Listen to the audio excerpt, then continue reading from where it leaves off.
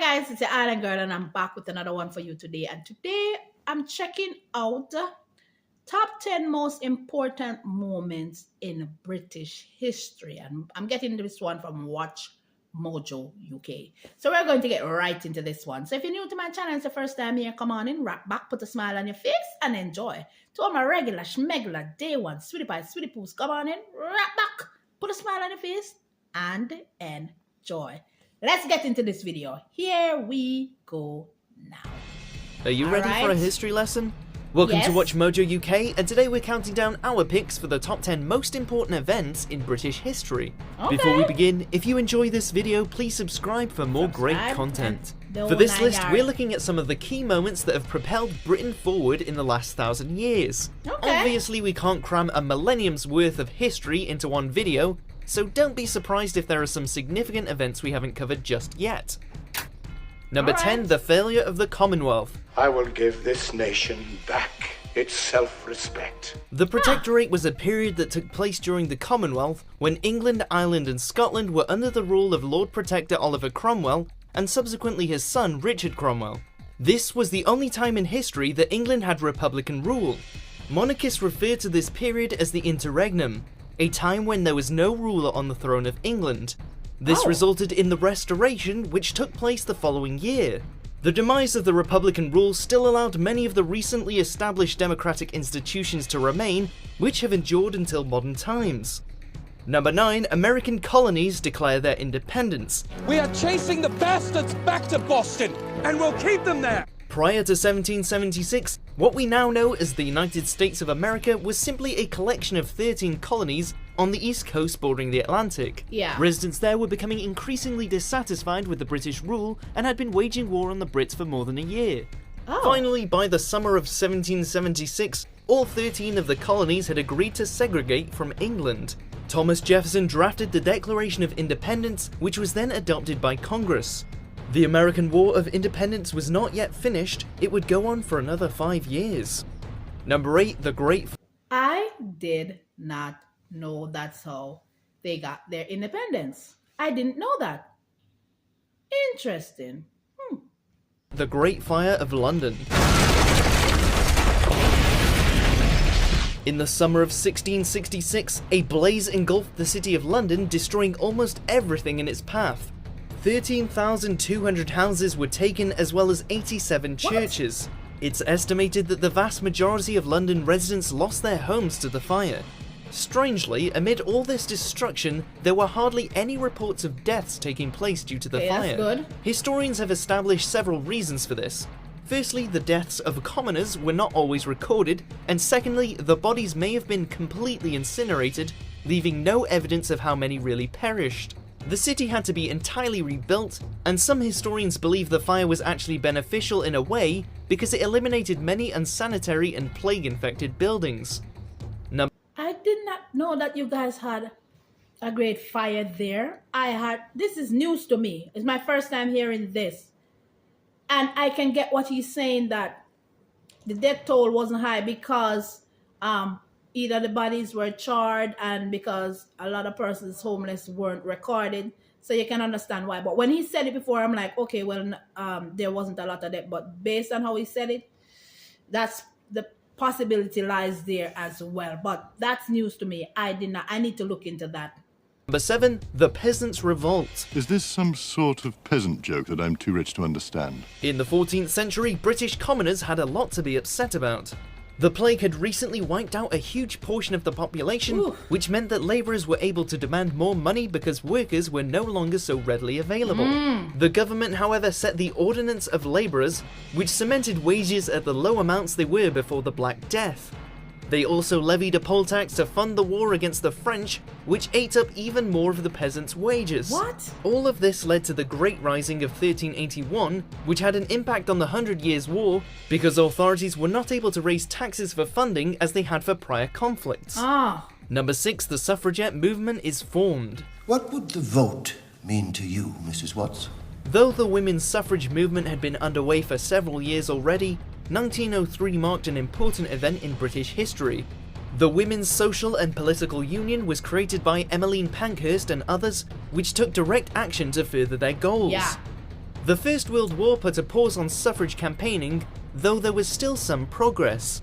Many cite 1918 as the year that women in the UK gained the right to vote, but in fact, at that point it excluded women under the age of 30, as well as those who didn't independently own property. Yeah. It was only a decade later in 1928 that all women were granted the right to cast a vote. Number 5. Yeah, I'm aware of this. And how I'm aware of this? My son was doing a paper pertaining to how when women gain the right to vote.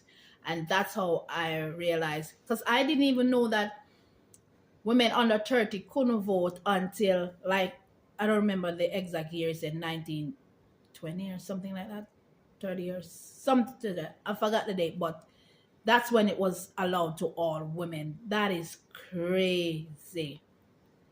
I'm telling you, there's a lot I have to learn, and you know what I mean? Number 5. The end of World War II.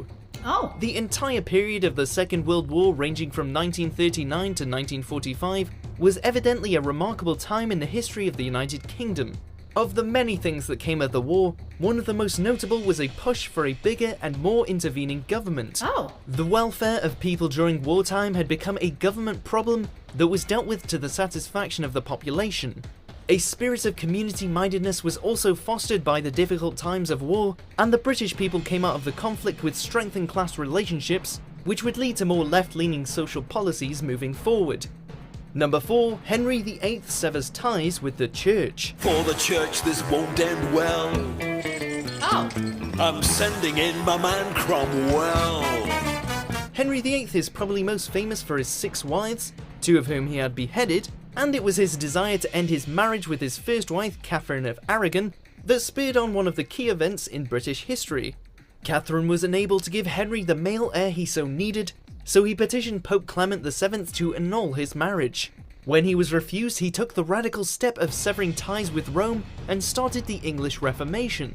He named himself Supreme Head of the Church of England and was excommunicated from the Roman Catholic Church, though he always remained true to his Catholic upbringing. Number 3. Okay. This I know about, but tell me if The Tudor, I watched the whole series. Tell me if that did any justice to Henry VIII. Because I watched The Tudor and I loved it. Don't get me wrong. It was very entertaining, very insightful.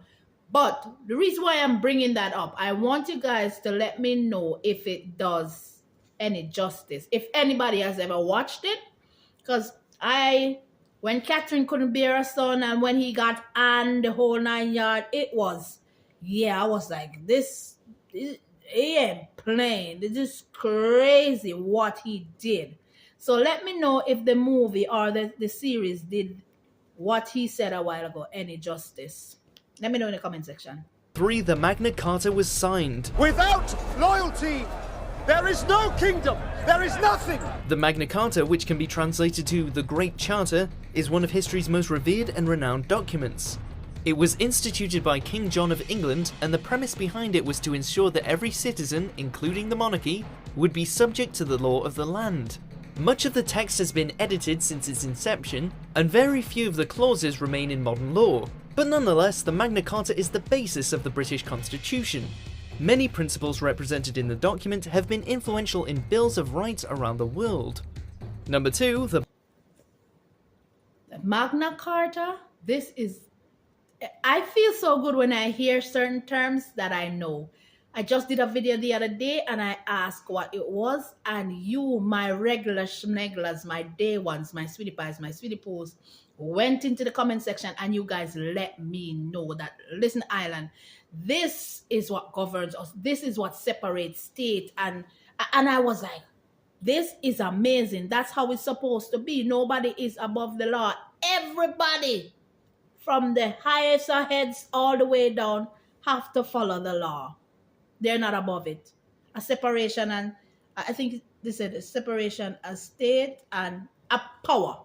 It's the separation of, and I'm like, okay. I like that. I love that. So I'm familiar with the term Magna Carta. I know I'm chatting, but I'm learning and I'm grasping and it's sticking. All right?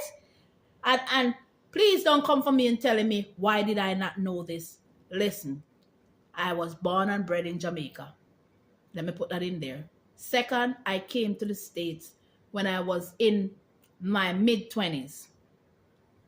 I don't sit and read this unless I need to go out there and really search. So please stop getting on here and saying, oh, you're under a rock and you're the one that's at fault because you didn't know this stuff.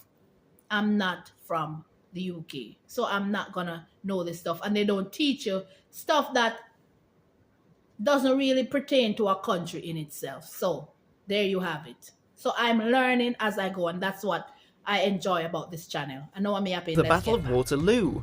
You want to kill your emperor?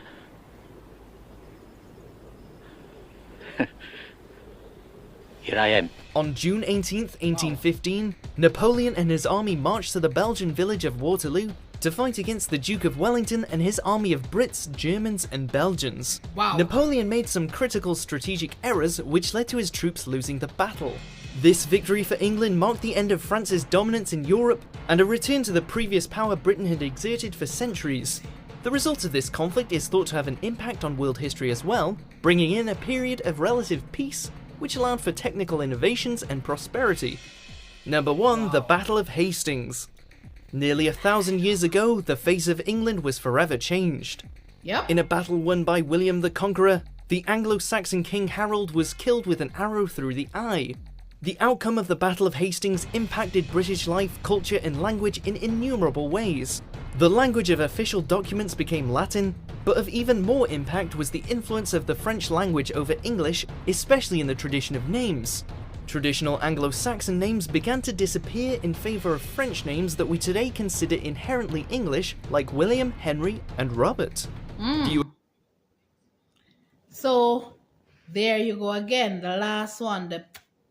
I did not know that much about it. I've heard about it, but did not know much about it at all, especially when it comes on to the names. So here I go again. I've learned something new, and that's what this channel is all about. That's what it is all about, me checking out other places in the world and learning about it and enjoying it as I go. So with that said, if there's another video that you'd like me to check out, don't forget to put it in the comment section and it will be done.